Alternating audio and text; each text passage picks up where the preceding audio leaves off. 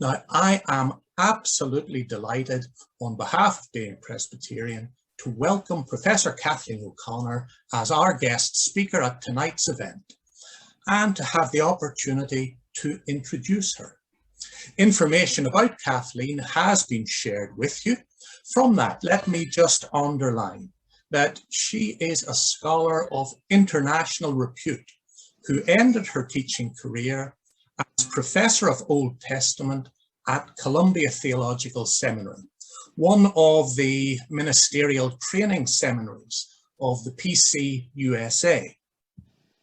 What has always impressed me about Kathleen since we first met several years ago now is the way she has thoughtfully and intentionally sought to bring together her scholarship and the world around her, text and context, particularly in the search for justice and peace.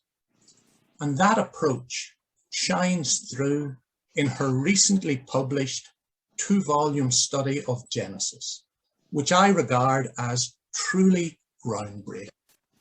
Now, an awful lot has been written about Genesis down the years, including commentaries by heavy hitters in the field of Old Testament study, Gerhard von Rad, Klaus Westermann, and yes, Walter Brueggemann, a senior colleague and friend of Kathleen at Columbia. Undaunted and certainly not overshadowed, Kathleen has now added her voice to the conversation with genuine originality and immense insight, taking things in Genesis studies in a new and exciting direction. Close to the start of one of his novels, Irish writer Sebastian Barry has one of his characters say this: "The curse of the world is people thinking thoughts that are only thoughts which have been given to them. They're not their own thoughts. They're like cuckoos in their heads. Their own thoughts are tossed out and cuckoo thoughts put in instead." It reminds you of how some colleges view the task of biblical studies and theological education as inserting cuckoo thoughts. With Kathleen, there are no cuckoo thoughts, just her own thoughts, which she wants to share with us tonight and for us to engage with. So with those comments made, over to Kathleen. Oh, Mark, thank you so very much. I'm honored and I'm grateful. And I begin with thanks to all of you. And thanks to Mark and Alan and Linda for working this out with me and planning it with me. I'm very excited to be with you and talk about my now favorite book, although Job is really my favorite Old Testament book. And I'd like to tell you how I got into the process of studying biblical books using trauma and disaster studies, which is the lens that I bring to the study of Genesis. I had been working on the book of Jeremiah, the prophet of fire and brimstone, and I came across much reading and research about trauma and disaster in relation to the book of Jeremiah and the collapse of the nation of Israel to the Babylonian invaders. And I finished that project. And I had already agreed to write a commentary on the book of Genesis, which I had set aside. And I began moving into Genesis and got to the story of the flood, at which we'll look in a second. I got to the story of the flood and said, oh my, this is a disaster story. This is the story of the end of the world. This is not unlike the Jeremiah literature. However, it's encased in a world of promise and creativity.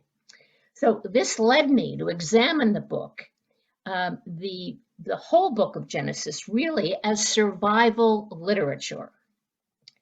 Thinking of it as survival literature opened up all kinds of doors and windows for me. And so I want to start there with, well, what is the disaster that I'm talking about in the origin of the book of Genesis? It's the first book of the Bible. It's the beginning. It's creation. How could there be a disaster already?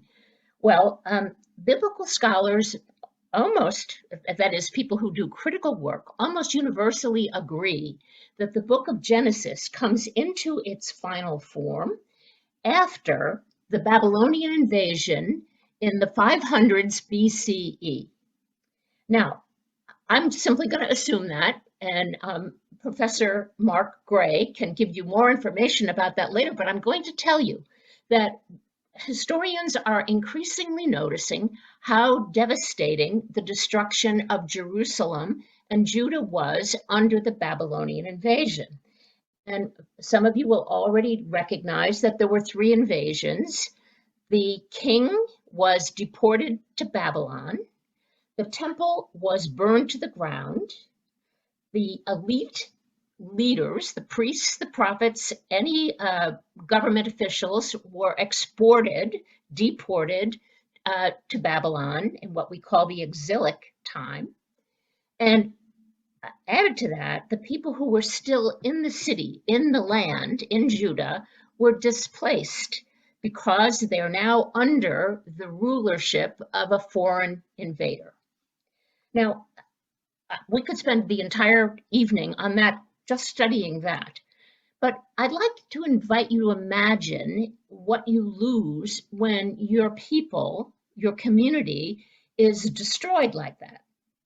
Let me say, first of all, that it's likely your community will disappear and be absorbed into the invading community, the way the northern kingdom of Israel was absorbed into Assyria. And if we consider what's happened, their future is in grave doubt. Do they have a future as a people? Can they survive? Everything that they believed in has now collapsed. God had promised to dwell with them in the city of Jerusalem through the leadership of King David forever. The kingship's gone. The temple's gone. God, who was going to dwell with them on Mount Zion. What's happened? God was to protect them forever. God had chosen them as special people. So at the very least, what's at stake for them is whether or not they're even worshiping the proper God. In the ancient world, it's not likely that people will become atheists. We have very few among the ancient writers. If we have even any, I don't know of any. But what's at stake is who is the proper God. And clearly, it must be the Babylonian deities. So, having said that then, and there's so much more at stake, the death of people in your family, death in invasions, the deportation, the collapse of the economy, the now enslaved life. And if you would like to know more about that, you could read the last chapter of the Book of Lamentations, where you get a description of life under foreign domination. So, okay, suppose this is a good, terribly brief description of life in Jerusalem, Judah, and among the exiles. Collapse of everything. What would you need as survivors of violence, as a remnant of survivors of violence and destruction and disaster? What do you need to go forward? Well, the first thing you need, trauma and disaster studies help us with this. The first thing you need is to understand the suffering you've experienced, because trauma, disaster, sudden violence both imprints itself in human minds, takes up residence there, and yet can't be really experienced or known. So you can't go forward because it's got you in a grip. So the first thing you need to do is go into the experience in some gentle, indirect way. Now, here's where literature comes in, the sacred literature. The stories that I want to talk about in Genesis are stories that reflect the ending of life, but they don't do it head on. They don't do it in crashing violence themselves. They do it as if they were happening, the violence was happening to other people. In this case, ancient people, Noah, Abraham's family, Lot, or in the case of Isaac, ancient peoples. It's not retelling history in some kind of literal modern sense. It's an indirect retelling. So that's the first step that's required. After that kind of beginning to understand what's actually happened to the community, as if in a mirror, it becomes critical. This isn't even really chronological, but it becomes critical for a community to be able to have some cause and effect understanding of what happened. Without cause and effect, that is interpretation, or I'll use the not accurate work, some explanation of why this happened to you, so that you're not living in a world without any reason, so that you begin to find order in the world to give you again some security, even if you are wrong about cause and effect. I want to show that as we go on. And then, of course, ultimately, what's required is a new narrative. The violence of the past does not go away. What is required in personal lives and in corporate lives is the reframing of that violence into a larger narrative, a bigger frame, a new story that incorporates what's happened and points toward the future. That's what I think Genesis is doing. And I'll just say briefly, one way that it does that is the promises to Abraham. If you're a destroyed people in the ancient world, what do you need to go forward as a people? You need babies. You need children. You need offspring. You need land. And you need honor, because you're a destroyed, humiliated people, and even your God is destroyed and humiliated. So that's what Genesis is doing. And if I'm not going too fast and I'm breathing enough and giving you a chance to breathe, I want to go immediately to the story of Noah in order to show you a little bit of this. And my plan for your evening and my afternoon is to say that we're going to look at these three texts. The first two, that is the Noah story and the Sodom and Gomorrah story, I'll call it Sodom story, are disaster narratives.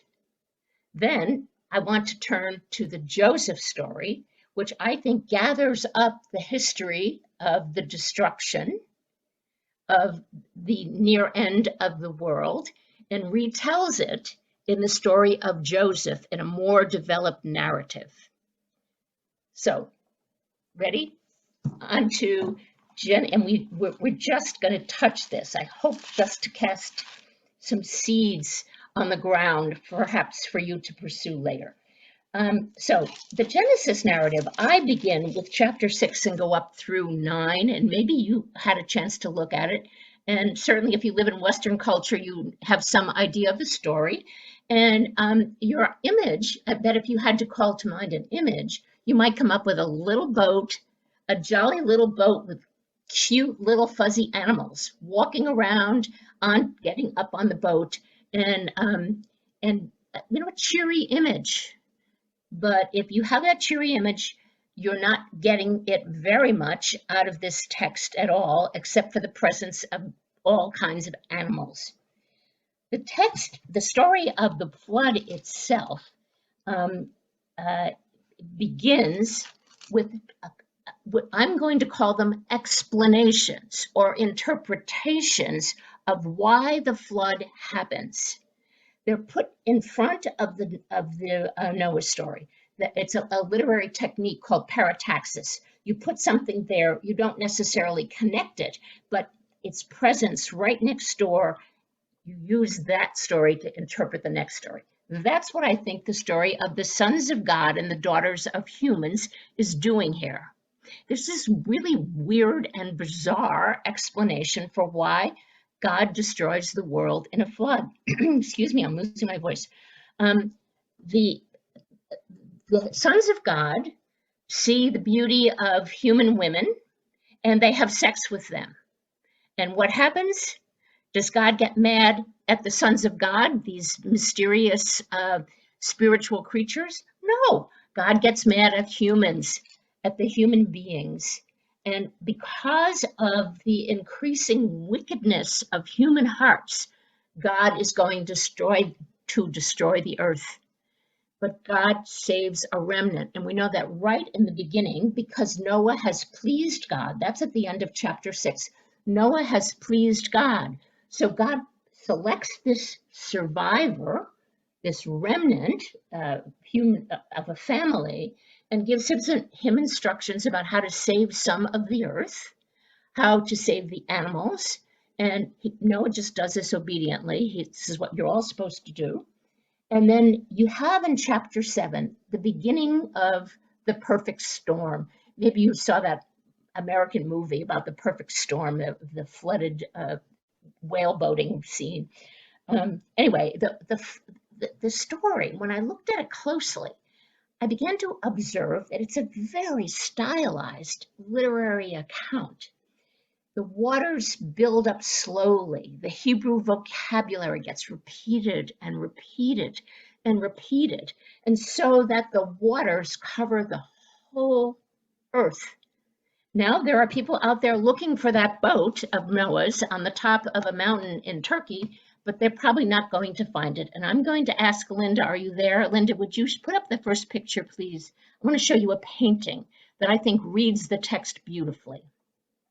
This is by a painter named Gustave Doré, a French painter.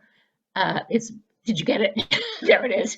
And it's the scene where Noah sends out the dove, which is smack in the middle of it. But look at the sides. This is a true picture of the disaster itself. Human devastation. There's another one by Doré in which you see animals attempting to get out of the water. And so it's a complete colossal destruction. Thanks, Linda. I think that's good enough if people got a chance to look at that. And so it shows us that the text is depicting a God who is destroying all creation except for this small little boat full of people and animals. And then God remembers Noah, smack at the beginning of chapter 8. It's the first line.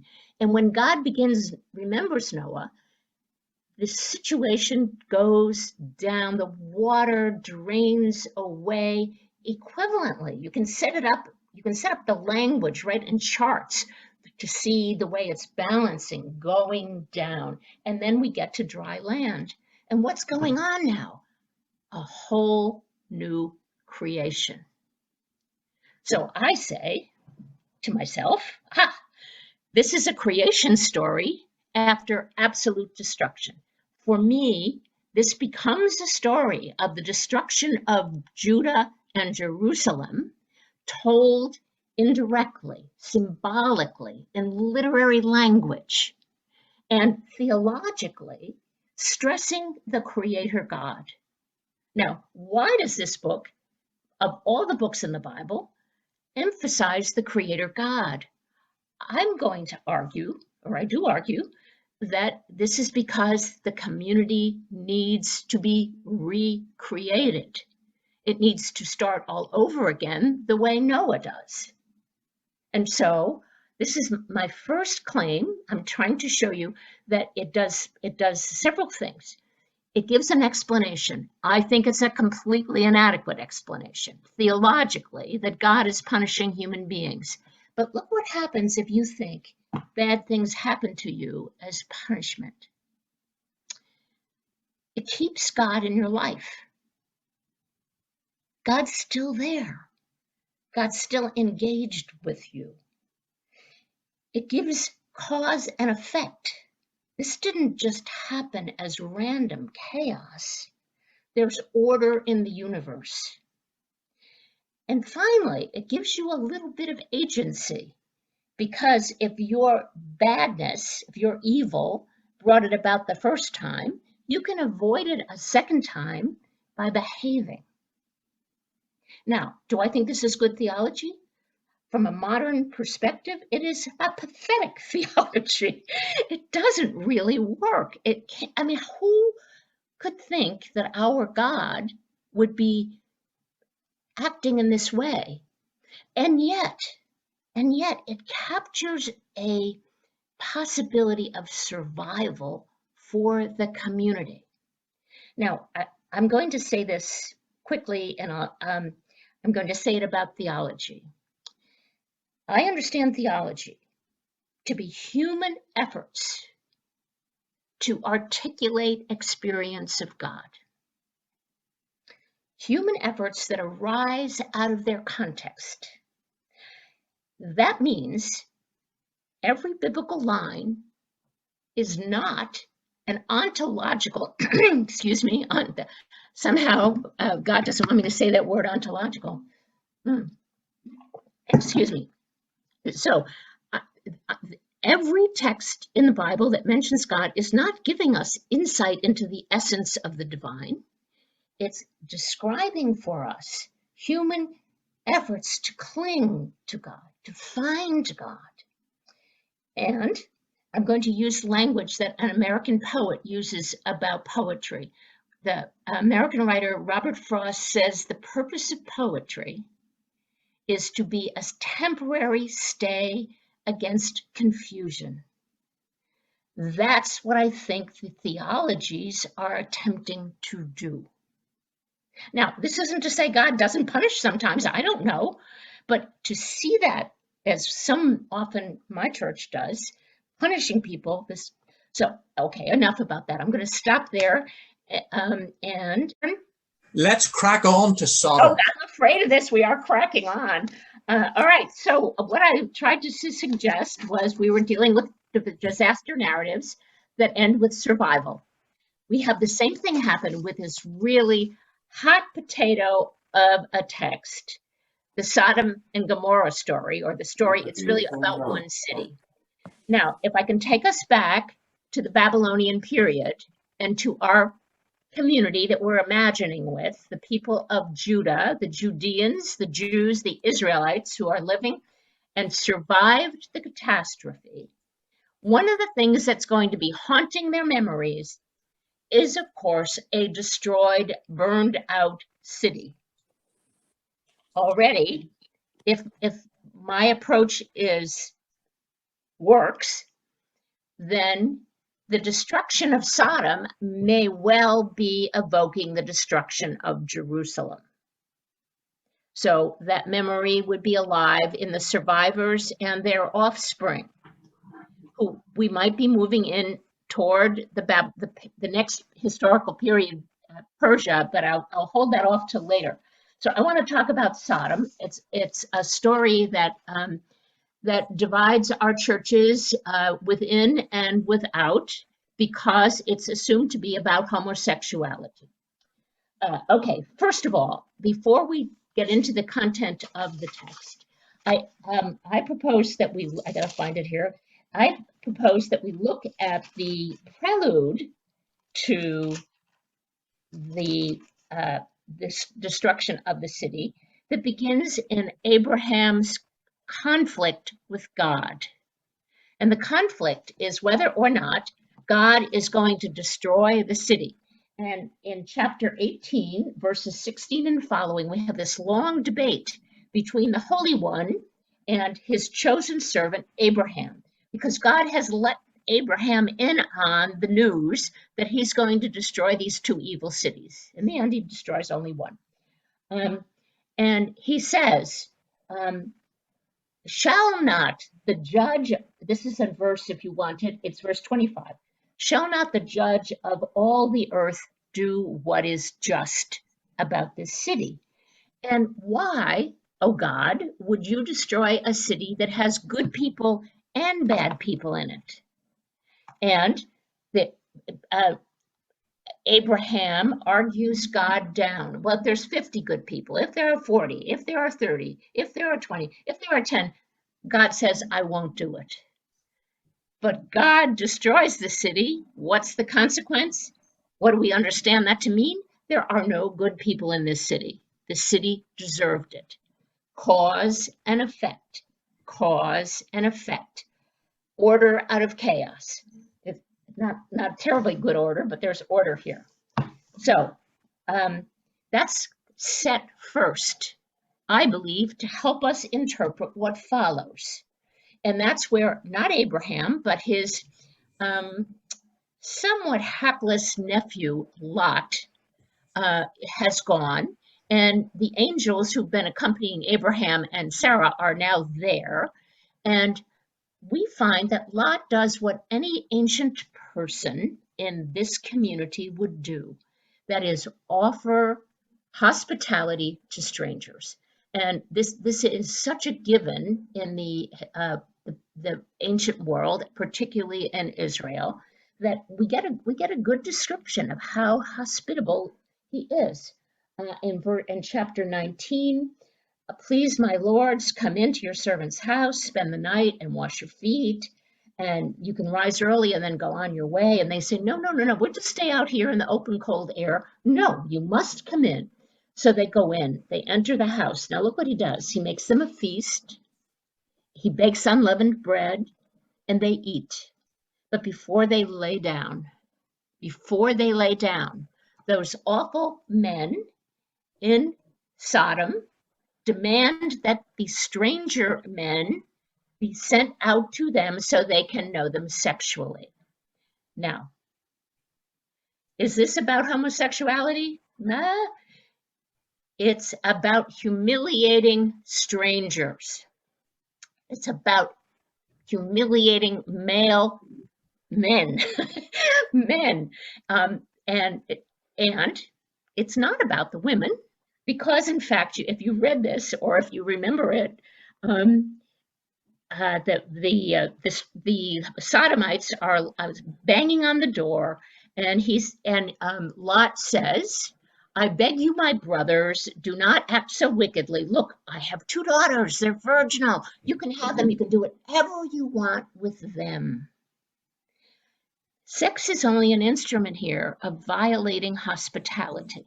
And it's sex about men that's at stake. It's not sex about women at all. If you want a parallel text, look at Judges 19. We'll ignore that for now, but it's a really interesting parallel. So, to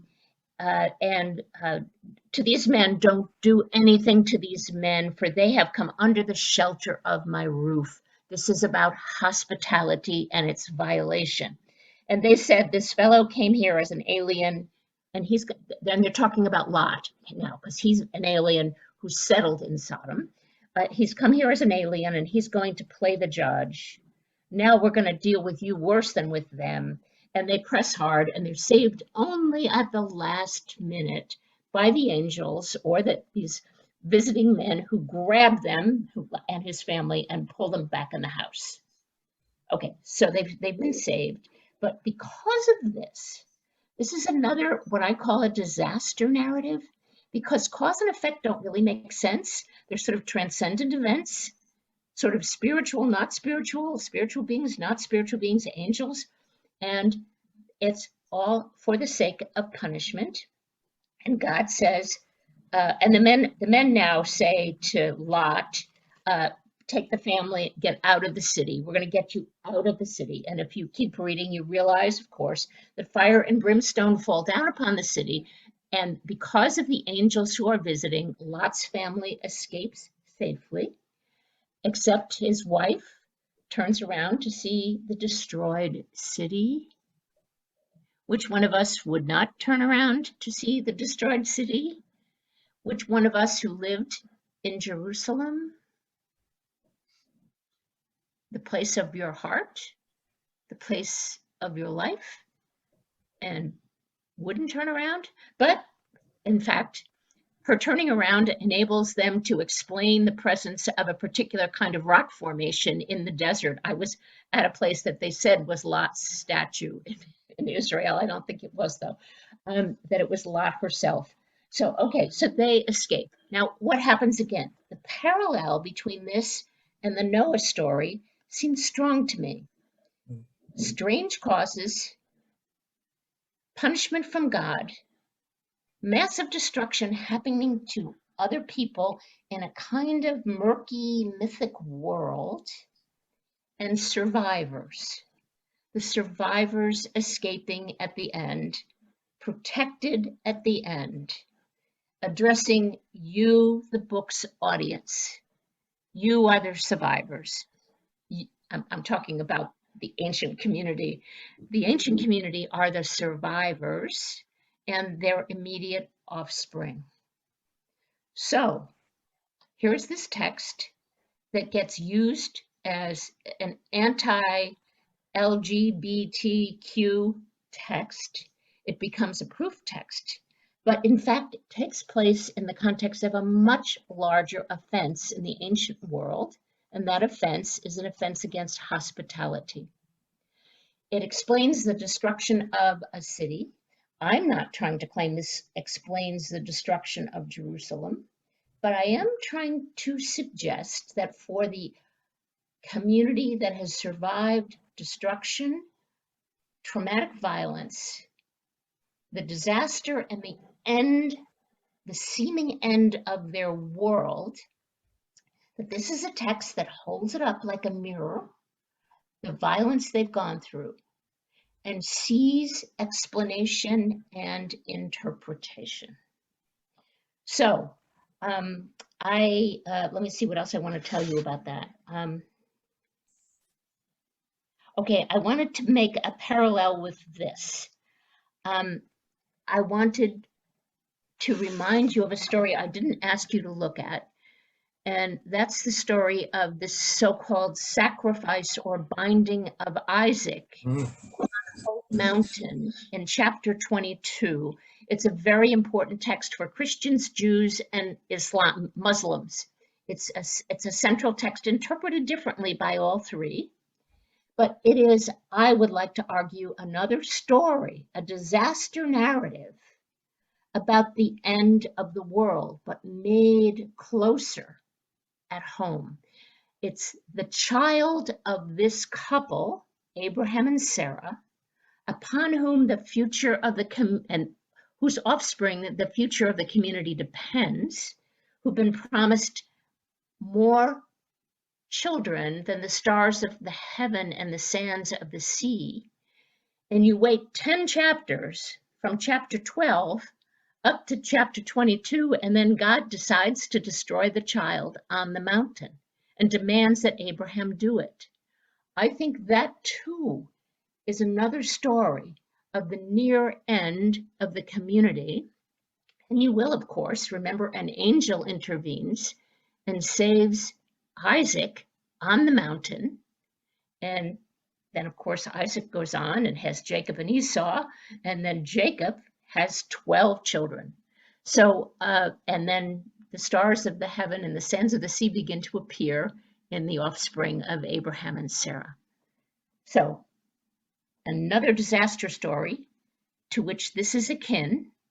It's trying to show them their suffering. So let me pause for a second on that point. I have no idea of the time, but let me pause for a second about that. I am of Irish Catholic descent. And one of the things my Irish family taught me was to look on the bright side. I won't blame you for this, but it taught us to look on the bright side, to deny pain, to struggle, to march forward, to go on. Bad things happen, you just keep going. And of course you do. That's a survival thing. But in fact, For a people to survive and to flourish, denial of pain does no good. It gets you through for a point, and then it begins to temper life. It begins to cut off flourishing, spiritual and emotional and human flourishing. So, from the perspective of trauma theory, these stories that I'm showing you are stories that I think enable them to begin to come into connection with what they have suffered without telling them their story in a direct way, telling them their story in an indirect way, as if on a stage, on a screen, in a novel about other people. These ancient people this happened to, but it evokes, it calls forth their pain and their suffering. And one more time, it gives a reason. Now, however, in the case of the sacrifice of Isaac, or the binding of Isaac on the holy mountain Moriah, the reason is given smack off the bat. It's no longer punishment for your sin. Does anybody remember what it might be? Well, you're all muted, so you can't tell me, even if you do remember. It's a test. That God tests Abraham's obedience. I'm sorry, someone said something and I didn't hear it. Are you calling me? Oh, I forgot the picture, Linda. Linda, want to show them the picture? Yeah, no, you're okay. I think somebody was unmuted there and they had a phone call. So hold on and I'll just get you the picture. Here we go. Here's a picture. Maybe. No, wrong one. The next one. Yeah, we're going there. There we go. Okay. This is a really dramatic, oh, you lost it. Here's a Joseph and his, no, it's a man, I think he's British, John Martin. It's called The Fiery City. And you can see, of course, the destruction of the city. And you can see Lot and his daughters on the top of the cliff. And there she is down at the bottom, lagging behind, turning around to see the destruction of the city. I think that captures the violence and the destruction pretty well. Okay, that's good, Linda. Thank you. Okay, I forget the point I was making at that point at that moment. Oh yeah, I wanted to make the point that when the text offers stories of disaster and tries to explain them, it's completely inconsistent. So why is God testing Abraham? Well, this is what people say, and it's a really good survival tactic. When awful things happen to them, a lot of times we look back over our shoulder and say, in retrospect, that was a test of my fidelity, of my faith, of my love. But is that really a good explanation for the destruction of a whole city? That it's a test? The destruction of a whole people? That it's a test? No, it's to me, it's a survival tactic. It's a way forward. It's to be honored. It's a point of view to be honored, but it is not adequate to the experience of the community that has undergone this kind of suffering. Okay, now if this were a real event, I'd want to know everything you said to each other, but I'm not allowed to. I have to plunge on. I want to plunge on, actually. And I'm turning to my favorite part of this book, believe it or not, the Joseph story. And the Joseph story starts in chapter 37 and extends to the end of the book, but the narrative starts to collapse a little bit when you get past 45. So I asked if you look from 37 to 45 if you had a chance, and it doesn't matter. You probably know a lot of the story because it's another popular cultural representation of Genesis. Now, I want to add some things here. I believe that the Joseph material is probably from a little bit later time in composition than the ones we've just been looking at. I don't care about that, except to say that the issues in the Joseph story are still questions of survival for Joseph, and the people back in the land, Jacob and his children, his family. It's still a question of survival, but there's a new problem here, and that problem is family discord. It is ferocious hatred in the family. Now, I want to say that it is a wonderful narrative. It's a great story. It almost has a modern sensibility to it, partly because so much psychological nuance is given to the characters, especially Jacob, the father figure, the father of Israel, who is so stubborn. And he's stubborn because he can't grieve, but more about that later. The story doesn't have God intervening directly, but it too, in my opinion, gives an opinion about the catastrophe that has befallen the people of Judah. It explains why it happened this way. There is a plan. All the suffering of Joseph, in retrospect, at the end of his suffering, Joseph can look back and twice he said this was God's plan.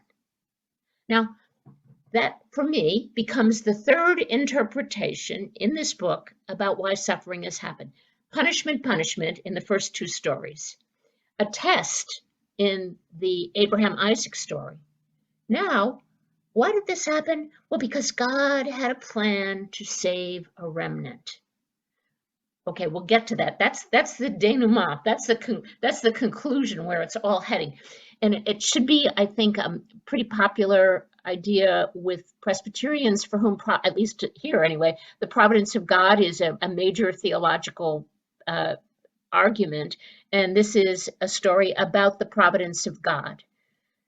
But I'm going to say we only see the providence of God at the end of the tale, looking back on it, not going through it. We wonder here in this story whether Joseph knows God is with him. The narrator knows, but does Joseph? That's a question. Okay, so the story gets set up very well in chapter 37, the opening account. And if you have your Bible, if you want to look at it, fine. But I'm going to sort of skim through the first chapter and point out some themes. It's a great storytelling. I mean, it's not just a story. It's a crafted folk tale told with deliberate direction. So it starts by telling us this is the family of Jacob, that is the father of Israel, the one who has 13 children who are going to have all these kids. And it's the story of his family. But then immediately it turns to our chosen hero, Joseph, who's 17 years old, and he's out shepherding the flock. And he goes back to his father and says, my brothers, remember there's 4 different mothers here, my brothers were, and he brings a bad report.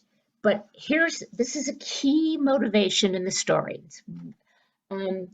Verse 3, now Israel, that is Israel/Jacob, Israel loved Joseph more than any of his children because he was the son of his old age and the wife and the child of his wife Rebecca, his beloved wife.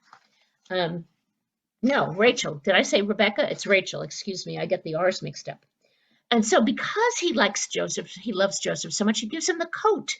Now, in English, it's usually called the coat of many colors. In Hebrew, it really means a coat with long sleeves, a tunic with long sleeves. Do you care? But that's an important factoid. So now, when the brothers see that special gift given to Joseph, they hate him. So What's the cause of the trouble here? You already have a distortion in the family. You have the perfect dysfunctional family, and people are living unconsciously unaware of what their preferences are doing. So Joseph then has two dreams, and you might know all about this. In both dreams, they're parallel dreams. Dreams are big in the Joseph story, and they always come two at a time. And in this dream, Joseph dreams that he will be lording it over everybody, in effect. And they say to him, "What do you think? We're going to bow down in front of you?" And if you took that expression, "Do you think we're going to bow down in front of you?" and trace it through the story, you'll see later how ironically delicious it is that they bow down to him 1,000 times before the story ends. So, okay, he has the dream, and his father is particularly notices it, and he stores it away in his mind. But the father then the father does not see that the brothers are jealous. He doesn't see it at all. Okay, now Joseph is sent, and in the Hebrew text, which I won't show you, but there's a formal setup. Jacob commissions Joseph to go out and find out about the shalom of his brothers. The Hebrew is the shalom, the word for peace. His job from his father is, "Come here, I will send you to." And he answers in a very formal liturgical way, "Hineni, here I am. Here I am." And so go see if it is well with your brothers, is my translation. Go see about the shalom, the peace of your brothers. This is the theme of the whole story, is peace among brothers and sisters, we will add in our time. Is it possible? So he goes out, he sets out on a journey, he comes to Shechem, and he comes to this character who's like a stick figure. He just comes in for this purpose. "What are you seeking?" And Joseph's answer is, "I am seeking my brothers." Is brotherhood possible? Now, let me add, brotherhood, sisterhood, community has got to be possible for this community to survive. It's a survivor question. It's, can they have a life? Can they have a future? And of course, they're not there, and the man sends him over to Dothan. Now, I'm at about verse 19 or somewhere in there. The brothers see him coming, and from a distance, they say, "Here comes the dreamer. Come now, let us kill him and throw him into one of the pits, and then we shall see that." We'll say to dad, "A wild animal has killed our brother," and see what becomes of his dreams. Now, there are two interceding brothers. One is Reuben. He's the oldest brother. He's the firstborn. He should be the patriarch to follow. And he sort of says, "Well, don't do anything bad. Don't shed blood. Just throw him in the pit." And then he goes away. When he comes back, the brothers have stripped off the robe, and they took him and threw him in the pit, and the pit is empty, and there's no water in it. So putting him in the pit is both symbolically putting him downward, but it's also a certain death, because he can't survive in the desert in a pit without water. So after they've done this, they're leaving him there with a plan to kill him. After they've done this, they sit down to eat. Now, that little detail suggests a callous disregard for this youngest brother, the beloved brother. And then meanwhile, a caravan of Ishmaelites comes along. There's a fight over what tribe comes along. And Judah decides, don't kill him, sell him, put him into slavery. We'll be rid of him. It's over, and we'll make some money. They sell him, and he's taken to Egypt. Now, I argue, and I'm not alone in arguing this, that Egypt is a stand-in for Babylon. Egypt is a stand-in for Babylon. And Joseph represents the exilic community, the wealthy, the leaders, the pastors, the rabbis and their family, the leadership. And that's who Joseph is standing for. He is now experiencing, in a narrative fashion, the experience of the exiles. So they take him to Egypt. The assumption from the point of view of the brothers is that he's going to die. He'll become a slave, he'll be killed, it's over with. So he's gone forever. The community as the 12 brothers, it's over with. So Reuben comes back and he discovers this. They go, and now we have a picture. Linda, are you there with the picture of the robe and the dog? Did I skip a picture? I don't remember if I did. Oh, that's a good one too. Stop there, please, for a second. You see, this is a picture of an architectural work, and they're putting him in the pit. And notice under the writing, I do apologize, but I couldn't get it cleaner. Under the writing, they have taken a goat and they're cutting the goat. There are people who look at this work of art and suggest that there's Christological overtones, that the killing of the animal is a reference to Christ, but I don't know if that's true or not. But at any rate, it's a depiction of the near death of Joseph through the pit. Now, Linda, the next one, please. Okay, now this is by Velázquez. I think it's Jorge Velázquez, the Spanish artist. It's such a beautiful painting of the brothers coming before Jacob with the cloak of Joseph. And the dog, Velázquez added the dog. But notice the artist representation of this. Here's Jacob up there, appalled because he sees the cloak. And then you see the two brothers standing next to Jacob with their heads in shadow and their faces down. The two presenting the robe and the other one with his head like this. And this is the moment of deepest deception. They plan to lie to him, but they don't have to, because he sees it and he jumps to the conclusion. My son has been killed by wild animals. Now, why does he jump to that conclusion? Does he suspect the brothers are guilty? Or is it just an unthinkable thought that the brothers could have killed Joseph? But he's convinced now that Joseph is dead. And we find the story goes on at length, telling us about the failure to grieve. And those verses are somewhere here. He recognizes a wild animal has devoured him. I'm in verse 33. Then Jacob engages in ritual mourning. He tears his garments, he puts sackcloth on, and he mourned for him for many days, and his sons and daughters cannot comfort him. He refuses to be comforted. I'm going to go down to Sheol. I'm going to die mourning my son. And so he bewails him. So I want to pause there. The failure to grieve almost causes the end of the family, as you will see as we go forward. I'm skipping chapter 38. It's a great chapter, but I'm skipping it for the sake of our time. Linda, just checking in with you about time here. How many more minutes do I have?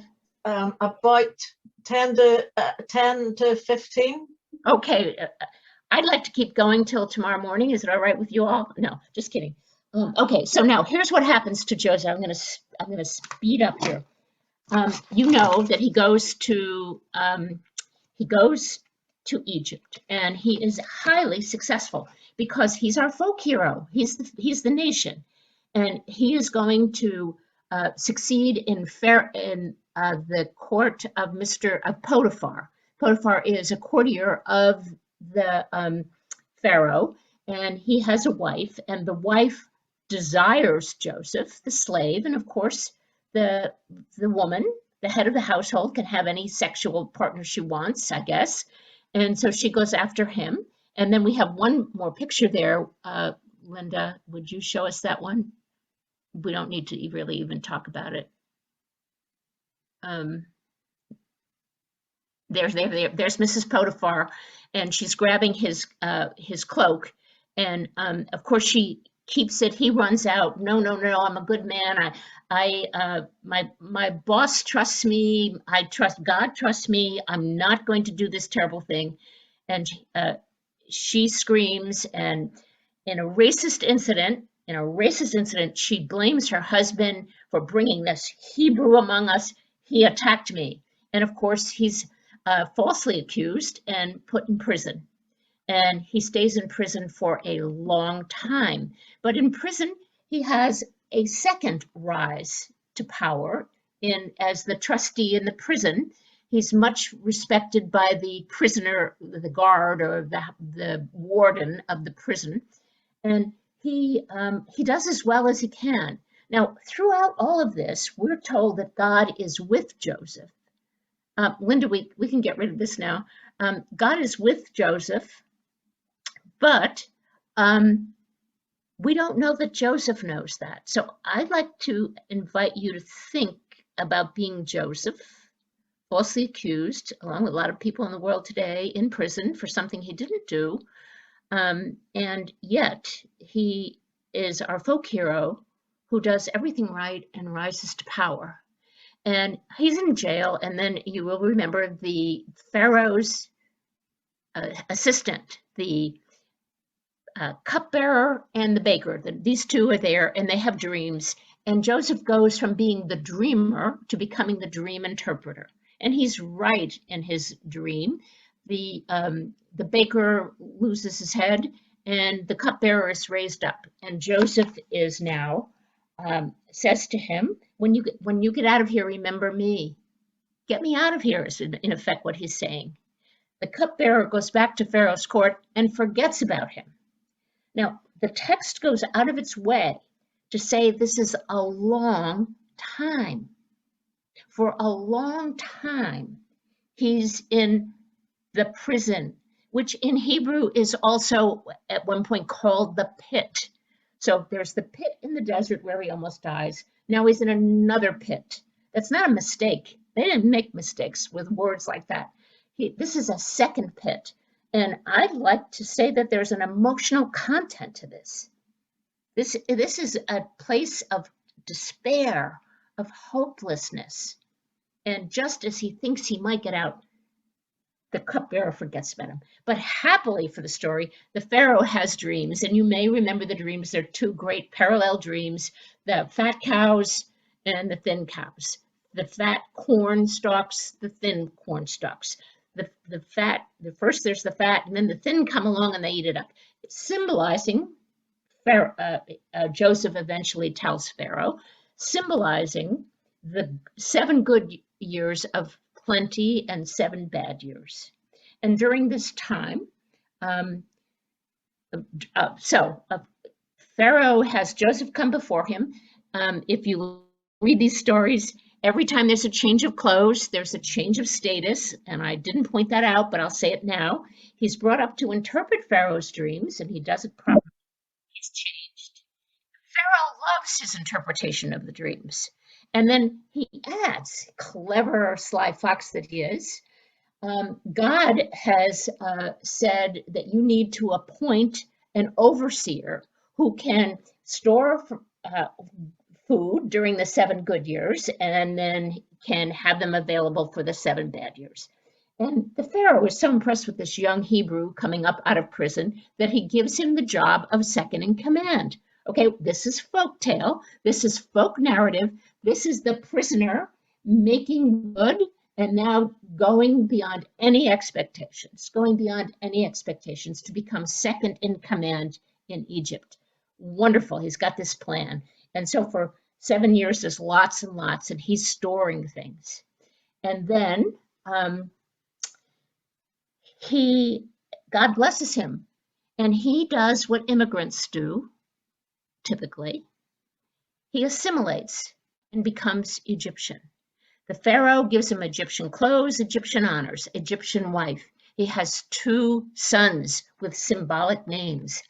Manasseh, that it is translated to mean, God has made me forget my father's house and my past. This is what suffering people do. Push it down, deny it, ignore it. And then the next child, the next son, he's called Ephraim. God made me fruitful in my new land. So here you have Joseph. He's made it. He's got it. All is well. And he's got everything he could imagine. And he's done it by forgetting. And then in chapter, oh, I love this story. In chapter 42, as he's enjoying his rise to power, where did it go? Chapter 42. Back home, Jacob realizes there's no grain. The only place we can get grain is Egypt because that wise man has stored it all. Sends the sons down, will not send Joseph's blood brother, Benjamin, also a child of Rachel. Because he loves Benjamin as much as he loved Joseph, he will not let him go. He sends 10 sons, and before you know it, they're standing in front of Joseph in this most ironic, laden, dramatic moment.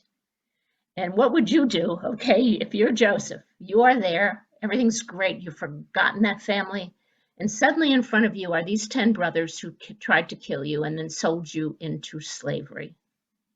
What do you think you should do? What Joseph does, so Joseph, of course, is in disguise. They don't recognize him at all. And the Hebrew is very clear, a couple of times saying they do not recognize them, but he immediately recognizes them. And he can understand what they're saying. What he does is he stalls. I ask students that I kind of force out of them a response to the question, what do you think you'd do if you were confronted with this kind of intimate horror, violence, pain in front of you? And they have fun talking about how they'd get revenge or how, it's just kind of interesting.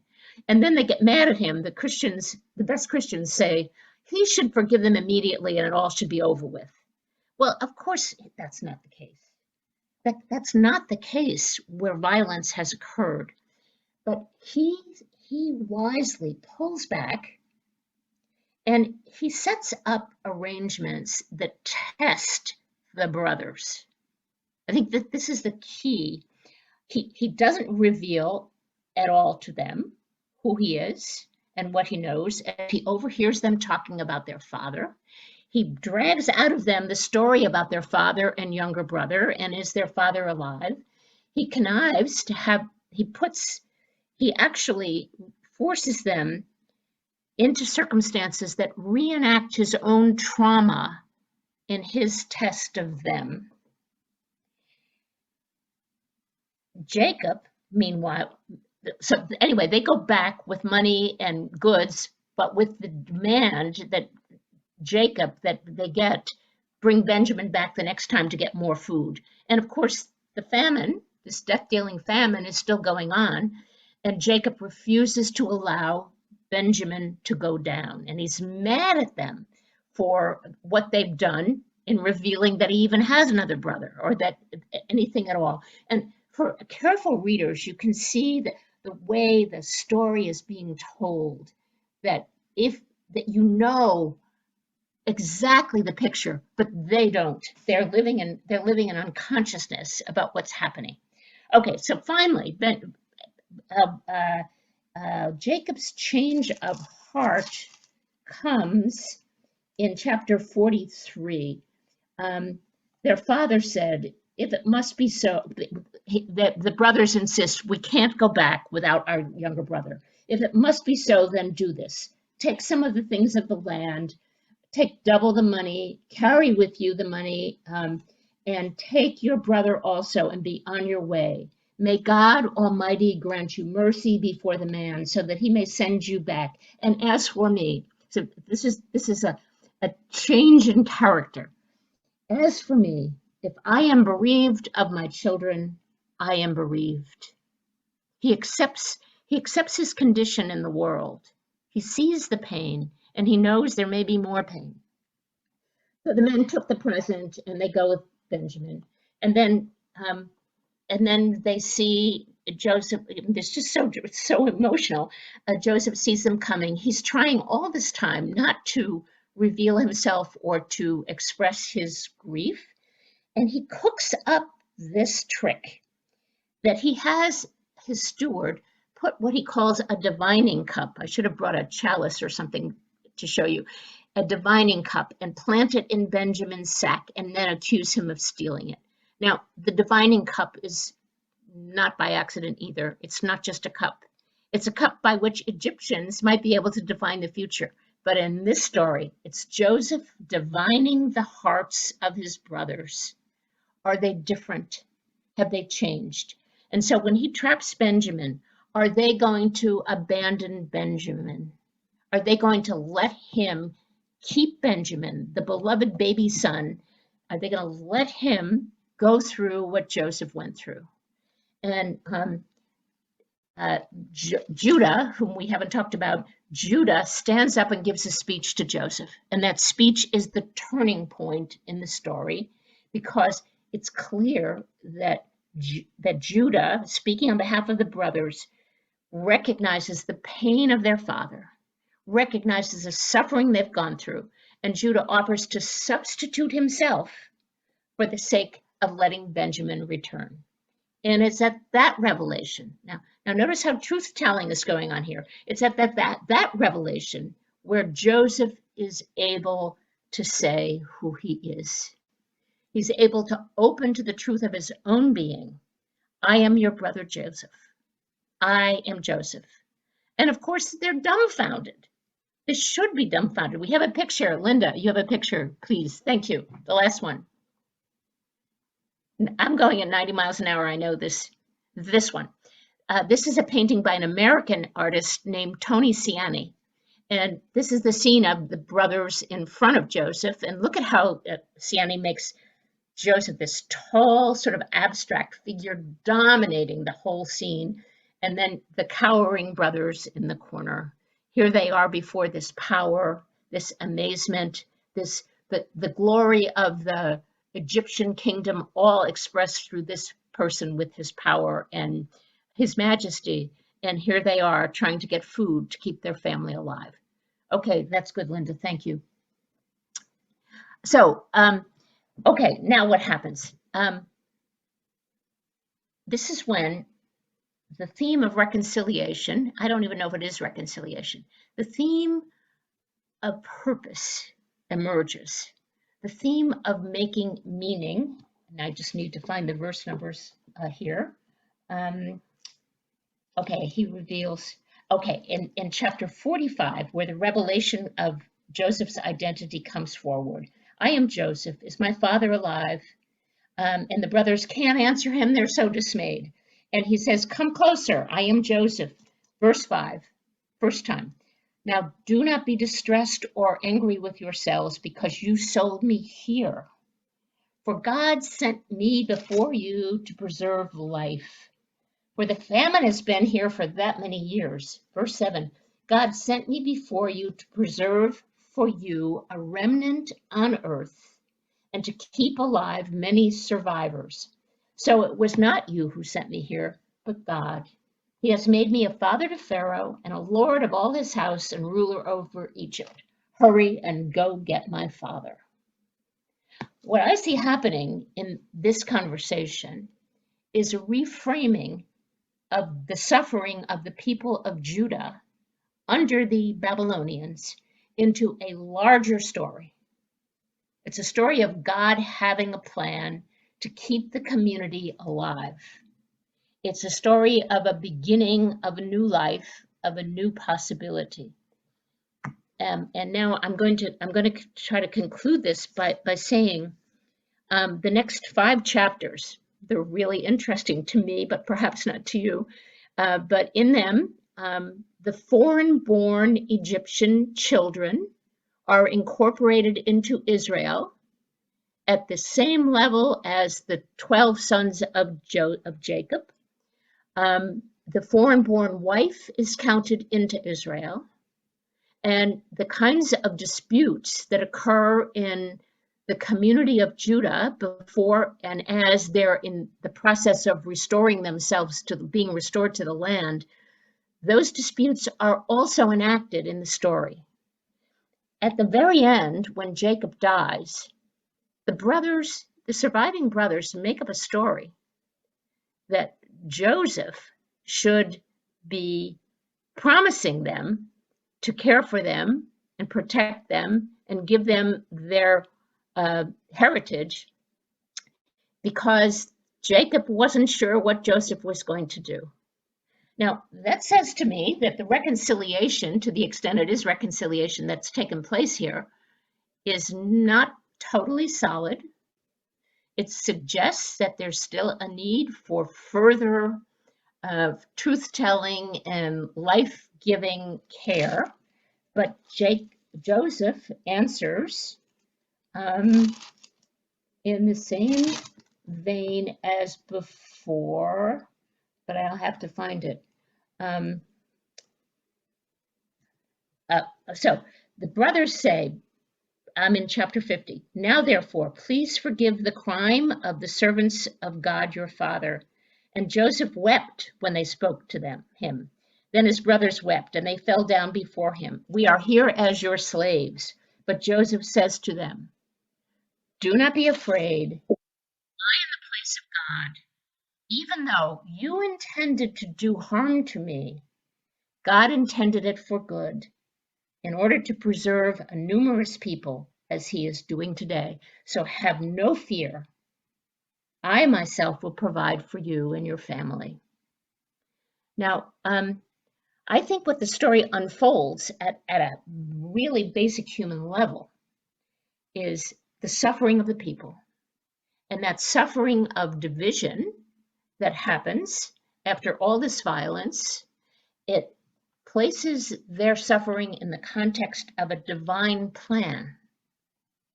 Now, to me, this is different than what happens among us when something bad happens to people. Somebody else might say, well, everything happens for a reason. It's all going to be good. God is taking care of it. But that's not what this is. This is not that false claim. This is looking back, faith looking back over your shoulder, in which our character, Joseph, re-narrates his own life and the actions of his brothers. He doesn't deny the truth that the brothers intended evil to him, but he sees it now in a larger plan. So, okay, breathing. I want to say that the book of Genesis is survival literature. It encodes that survival in a number of ways, including disaster narratives. It tells, every main character tells the story of Israel in some aspect of this suffering. And the story of Joseph, which is just in human terms to me, a really lively and wonderful tale, presses further. It presses into a new narration of the suffering of the past. And in doing that, it suggests divine presence. It suggests good things are going to come. But it's at this point that I want to go back to say the future is possible within the community. The brothers are not going to destroy the community any longer. The community has a future. The promises of God to Abraham, of offspring and of land and of honor, are realized in this story. But I want to conclude by going back to the first two chapters, the first three chapters of the book. We have all this story set within the claim of a creator God. who creates the heavens, the earth, the people, the animals, all in a unified and beautiful, harmonious reality. And it is that theology that undergirds the whole narrative. If there is a future for this people, that future is because God is recreating them. God is creating all over again and opening the way to a future. Good. Will we give Kathleen a round of applause? Well, I give you all a round of thank you so much. Thank you. I'd just like to let everyone tonight know that when we approached Kathleen, Kathleen said that she did not want any fee or honorarium, and if we forced one on her, she would give it away. But we have done something, Kathleen, and I think that your closing comments show that we may have done something reasonably sensible. And we have talked about the Old Testament tonight in the beginning, stories in Genesis. And what we want to do is to send you 3 books. And there is a kind of a scheme in this in my thinking.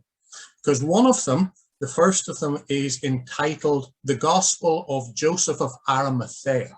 Oh. The book of poems by a man called James Harper, who is an English medievalist living in West Cork. And the idea is that Joseph of Arimathea, after the resurrection of Jesus, goes and visits a lot of the characters that had been important and asks them to look back on their experiences. And then these come in poetic form, and they are some of the best poetic interpretive exegesis that I have ever come across. So with your love of words, we will send you that. And then we'll also send you a little book of history by Ian Bradley about Columba, the little dove of the church, politician, penitent, and pilgrim. And that will remind us of a couple of things. It will remind us that history is important, you know? And what you have done tonight is frame these stories that we know parts of so well, but in that historical context of the return from exile, and therefore added new dimensions to our understanding of what the texts are doing.